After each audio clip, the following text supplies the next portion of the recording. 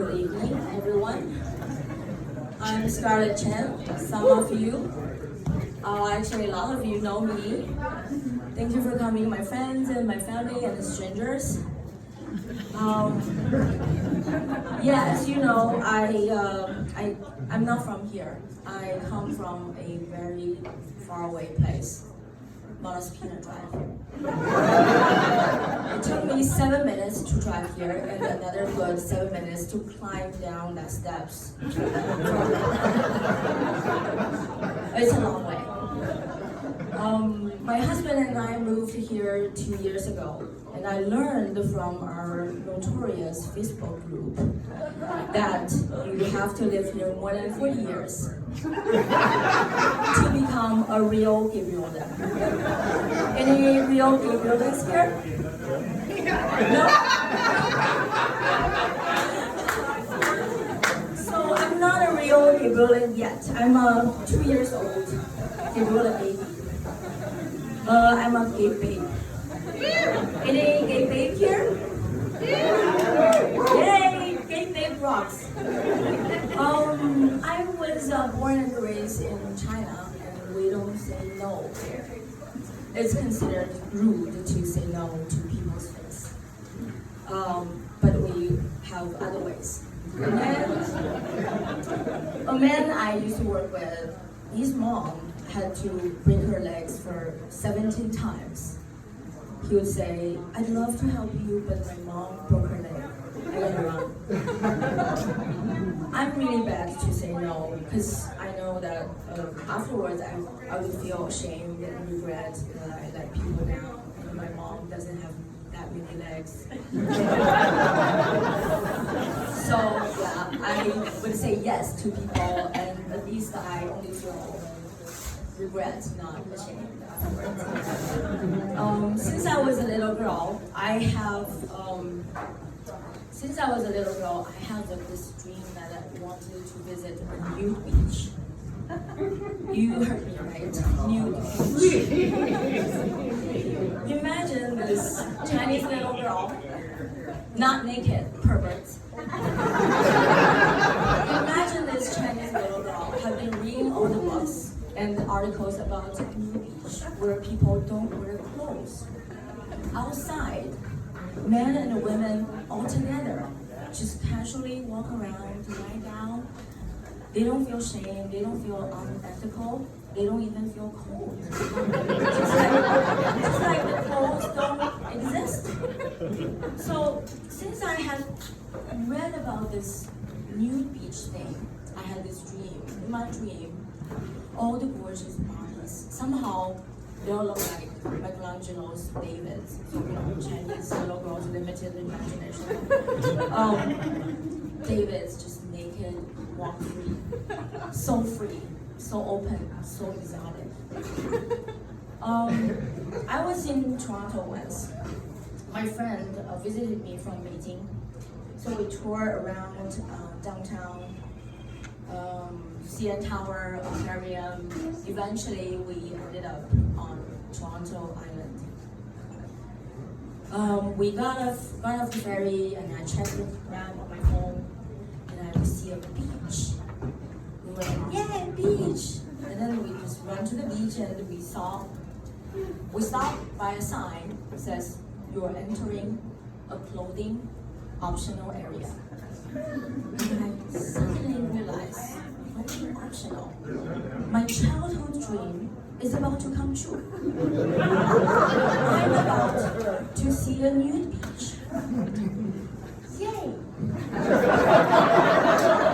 And I got all excited. I'm not comfortable to expose myself, but I can watch. My friend also got excited. See, not just me. Many Chinese girls have this dream to see a bunch of naked foreigners. So we sped up and we crossed a bush that hasn't been trimmed for years. Here is the beach. We're like, yay! I looked around. I try to find more signs about how they sectioned the area. I think I'm in clothing optional 70 plus. All the bodies remind me of my yeye and nanai, my grandpa and grandma, which is nice. I love old people. I moved to Gabe, didn't I?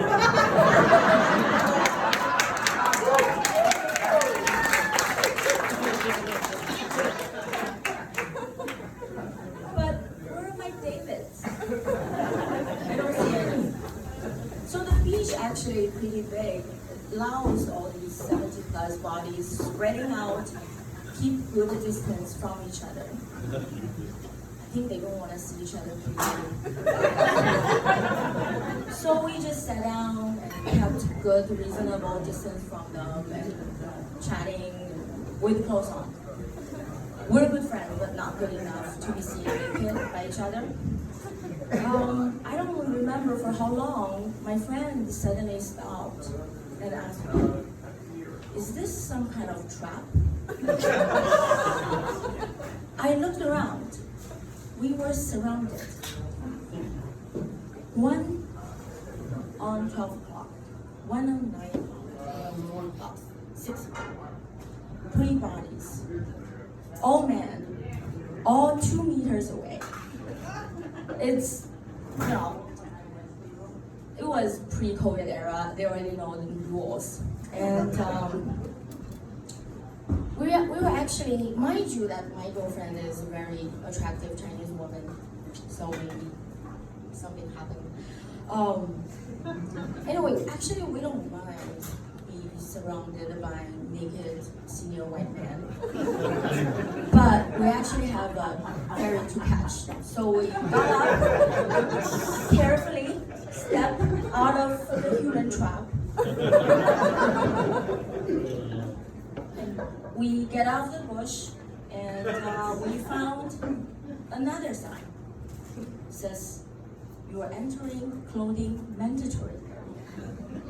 So that's where I look at my phone and try to figure out how to get to the ferry. That's when I heard this gentle and polite voice. "Excuse me." And we turned.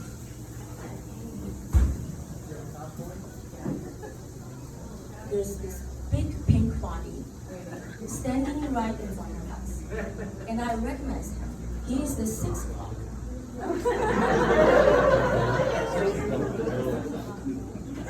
I don't remember his face because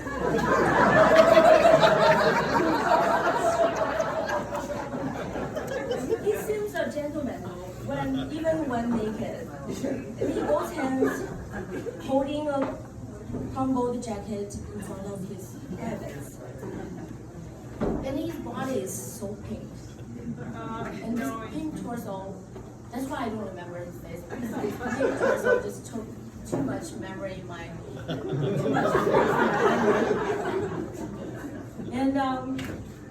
and so this pink man continued, "Excuse me, would you girls like to rub some oil on my back?" That's when I felt this time has stopped right there. Because the following few seconds, there's so many thoughts crossing in my mind that I went through all the English textbooks and all the dialogue exercises after every chapter. Yet nothing can help me to answer his question.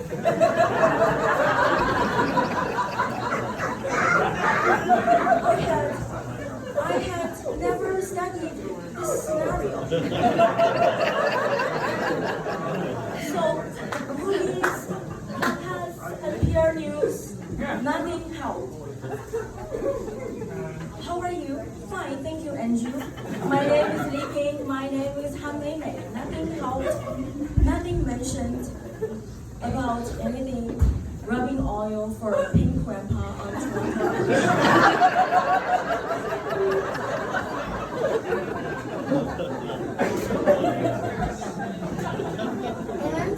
And we're standing in a clothing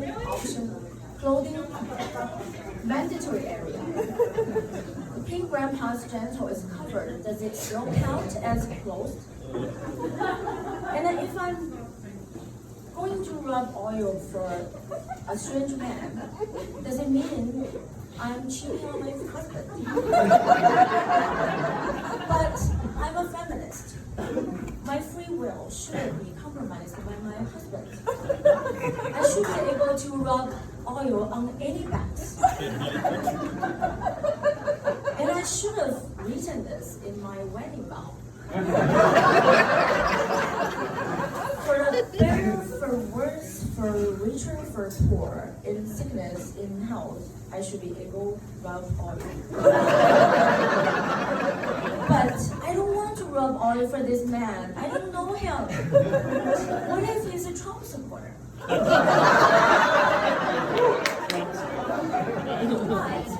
in my mind, I'm already picturing I'm kneeling on the sand with my friend, rubbing the pink bag, and I can feel warmth and oil in my palm. And somehow we're in bikinis and Hawaiian lace on my chest. I don't know what happens there. Like, how did we end up? Wait, we have a ferry to catch. This is a good excuse to say no. And this is not even a lab.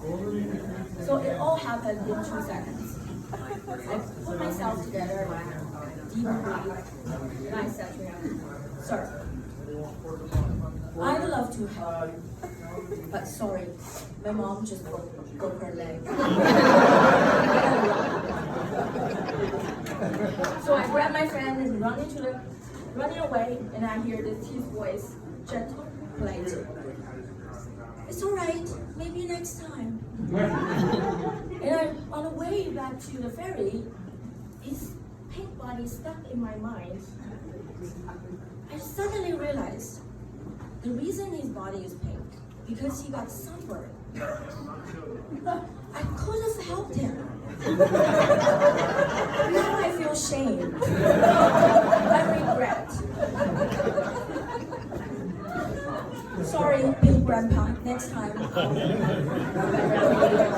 Thank you.